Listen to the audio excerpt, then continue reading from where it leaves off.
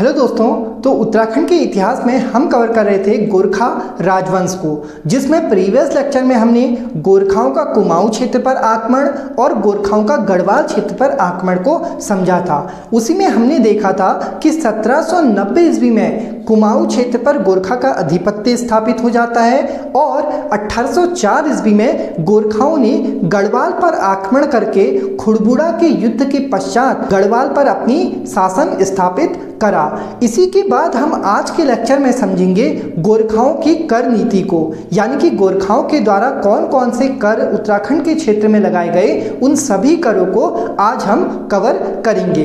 तो देखिए, जब उत्तराखंड में हमने अलग अलग राजवंशों को कवर किया था, जिनमें चंद राजवंश थे, पवार राजवंश थे, तो उन सभी राजवंशों ने अपने शासनकाल के दौरान अलग अलग प्रकार के कर लगाए थे।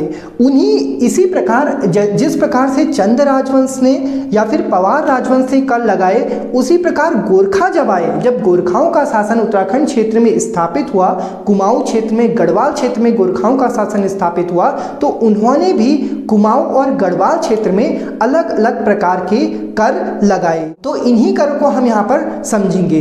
अब देखो, जब गोरखा लोग आए तो गोरखाओं ने अपने मनमानी करी और अत्याचारी कर लगाए।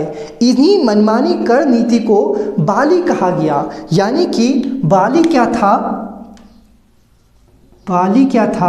बाली गोरखाओं द्वारा मनमानी, गोरखाओं द्वारा मनमानी कर नीति। ठीक है, तो अगर आपका क्वेश्चन बने गोरखाओं द्वारा जो कर नीति थी उसे क्या कहा जाता था, तो उसे बाली कहा जाता था। ठीक है, तो गोरखाओं द्वारा लगाई गई जो कर नीति थी वो बाली कहलाती थी। इसी के साथ साथ हमने जब चंद राजवंश को कवर किया तो हमने चंद राजवंश में देखा था कि चंदों द्वारा 36 रकम 32 कलम वाले कर लगाए गए थे। उसी प्रकार गोरखाओं के करों को बाली नाम दिया गया। उन्हीं चंद राजाओं में हमने यह भी समझा कि चंद राजाओं में जो एक शासक लक्ष्मीचंद हुआ करता था, उसने जनता पर इतने अत्याचारी कर लगाए, ऐसे कर लगाए कि जनता ने उसके करों के भय से अपने घर की छतों में मिट्टी डालकर सब्जियां उगाना शुरू करी। तो इस प्रकार के कर हमने चंद राजवंश में कवर किए थे। अब आज के लेक्चर में हम इन्हीं गोरखाओं द्वारा जो कर लगाए गए, जो अत्याचारी कर लगाए गए, उन सभी करों को हम यहाँ पर कवर करेंगे। तो चलिए जानते हैं गोरखाओं के अत्याचारी करों को। देखो, गोरखाओं के अत्याचारी करों को समझने से पहले कवि गुमानी के उस कथन को जान लेते हैं। देखो, कवि गुमानी ने गोरखाओं के करों के उपलक्ष्य में एक कथन कहा। उनका कथन था कि गोरखा लोग या फिर गोरखा शासक लोगों के ऊपर या लोगों के सर पर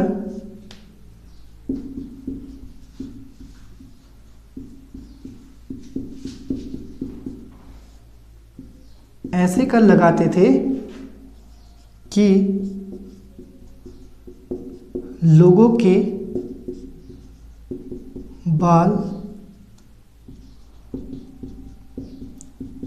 भी नहीं रहते थे। ठीक है, तो अगर आपका ये कथन बने कि गोरखा शासक, यह कथन किसके द्वारा कहा गया है कि गोरखा शासक लोगों के सर पर ऐसे इतने बुरे बुरे कर लगाते थे कि लोगों के बाल भी नहीं रहते थे, तो ये कथन जो कहा गया, ये कथन कहा गया कवि गुमानी के द्वारा। ठीक है, तो कवि गुमानी ने इस कथन को कहा था, जो कि गोरखाओं की कर नीति के उपलक्ष्य में रहा था।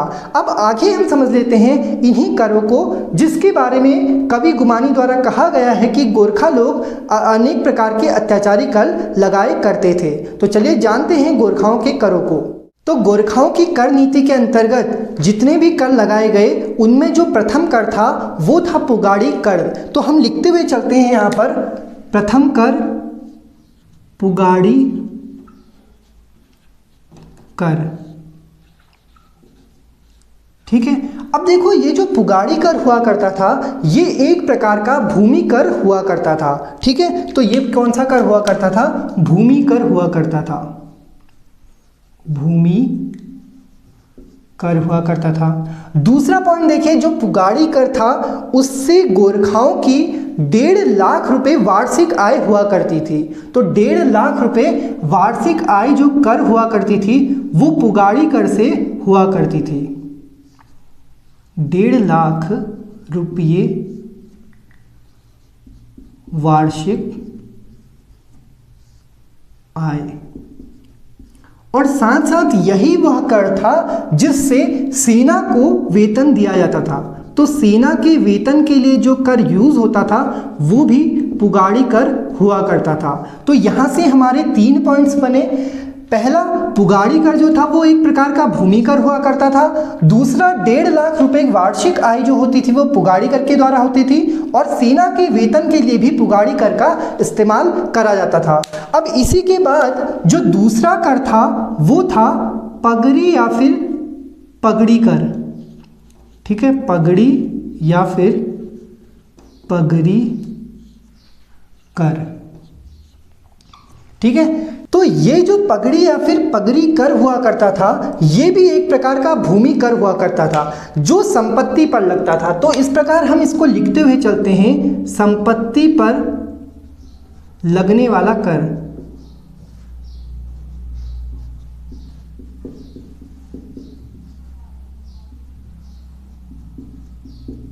लगने वाला कर। ठीक है, संपत्ति पर लगने वाला कर। तो ये पगड़ी और पगड़ी कर था, संपत्ति पर लगने वाला कर। अब देखो ये एक ऐसा कर हुआ करता था कि जब गोरखा प्रशासन के दौरान कोई भी व्यक्ति गोरखा शासन के दौरान जमीन खरीदता था या जमीन को प्राप्त करता था तो उसके एवज में गोरखा सरकार को एक कर दिया जाता था। उसी कर को कहते थे पगड़ी या फिर पगड़ी कर। तीसरा जो कर था वो था मांगा कर। मांगा कर, ये जो कर हुआ करता था, देखिए जब हमने चंद राजवंश को अपने जाना था, चंद राजवंश को पढ़ा था तो उसमें भी हमने इस कर को देखा था। मांगा कर क्या था चंद राजवंश काल में कि युद्ध के समय जब भी युद्ध होता था तो युद्ध के समय एक कर लिया जाता था, उस कर को मांगा कर कहा जाता था। तो युद्ध के समय लिया जाने वाला कर मांगा कर कहलाता था, लेकिन गोरखा काल में, गोरखा शासन में यह कर नौजवानों से लिया जाता था। तो नौजवानों से लिया जाने वाला कर।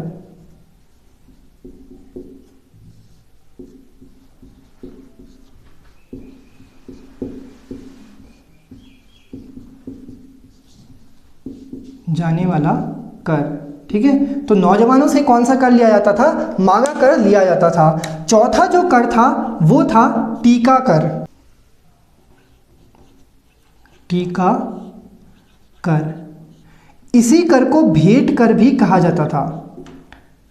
तो ये जो कर था ये शुभ अवसरों पर लिया जाने वाला कर होता था। शुभ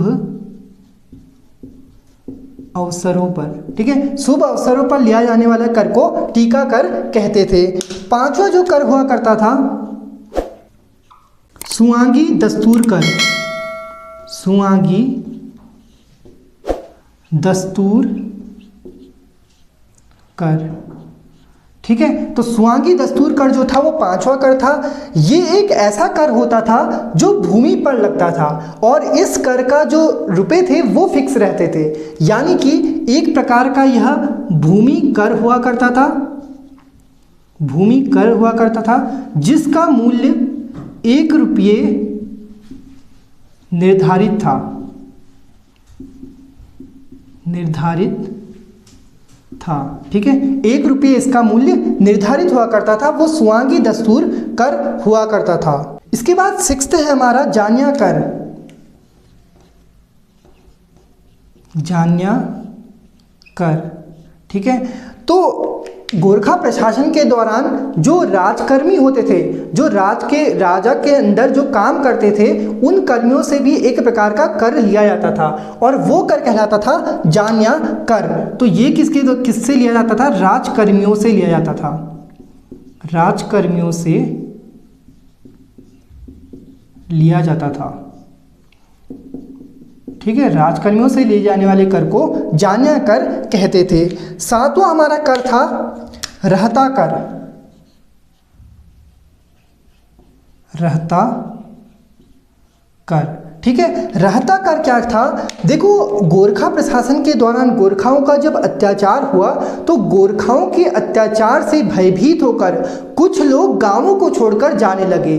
उन्हीं गांवों को छोड़कर जाने वाले लोगों से जो कर लिया जाता था वो रहता कर कहलाता था। तो इसमें होगा गांवों को छोड़कर, गांव से भागे हुए लोगों पर। ठीक है, गांव से भागे हुए लोगों पर जो कर लगता था वो रहता कर कहलाता था। आठवां जो हमारा कर हुआ करता था वो तान या टांट कर हुआ करता था। तान या फिर टान कर। ठीक है, तान या फिर टान कर। तान का अर्थ, इस तान का अर्थ होता था कपड़े से। तो तान का अर्थ क्या था? तान का अर्थ था कपड़े से। तो कपड़ों पर जो कर लगता था उसे क्या कहा जाता था? तान या टान कर कहा जाता था। यानी कि ये जो तान या टान कर लगता था ये बुनकरों पर लगाया जाने वाला कर होता था। तो बुनकरों पर लगने वाला कर, बुनकरों पर लगने वाला कर। इसके अतिरिक्त नौवां जो हमारा कर था वो घी कर हुआ करता था। ठीक है, घी कर क्या था? देखो, जो भी गोरखा प्रशासन के दौरान लोग पशु पालते थे, दुधारू पशु पालते थे, उनसे भी एक प्रकार का कर लिया जाता था। तो ये जो घी कर हुआ करता था ये दुधारू पशुओं पर लगने वाला कर हुआ करता था। तो दुधारू पशुओं पर लगने वाला कर।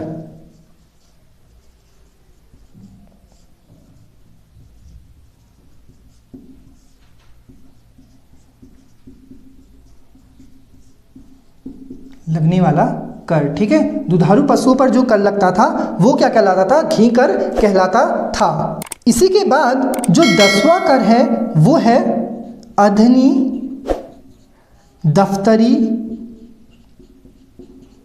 कर।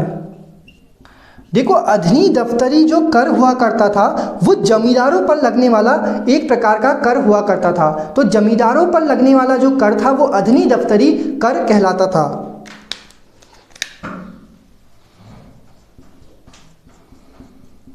जमींदारों पर लगने वाला कर। तो जमींदारों पर लगने वाला कर अधनी दफ्तरी कर कहलाता था। घी कर दुधारू पशुओं पर लगने वाला कर था। तान या टान कर जो था वो कपड़े पर या बुनकरों पर लगने वाला कर था। रहता कर जो हुआ करता था वो गांवों से भागे हुए लोगों पर लगाया जाता था। जान्या कर कर्मचारियों से लिया जाने वाला कर था। सुआंगी दस्तूर कर भूमि कर हुआ करता था जिसका 1 रुपये मूल्य निर्धारित था। देखो, टीका कर इंपोर्टेंट कर है जो कि शुभ अवसरों पर लगाया जाता था। मांगा कर नौजवानों से लिया जाने वाला कर हुआ करता था। पगड़ी कर या फिर पगड़ी कर संपत्ति पर लगने वाला कर। और पुगाड़ी कर जो होता था वो एक प्रकार का भूमि कर होता था जिससे सेना को वेतन दिया जाता था। तो इस प्रकार हमने गोरखा प्रशासन के दौरान या गोरखा की कर नीति के अंतर्गत आने वाले 10 करों को यहाँ पर कवर किया। आगे के लेक्चर में हम अन्य करों को जानेंगे। तो अगर आपको हमारी आज की वीडियो पसंद आई हो, वीडियो को लाइक करें, शेयर करें और चैनल को सब्सक्राइब करें। Thanks for watching.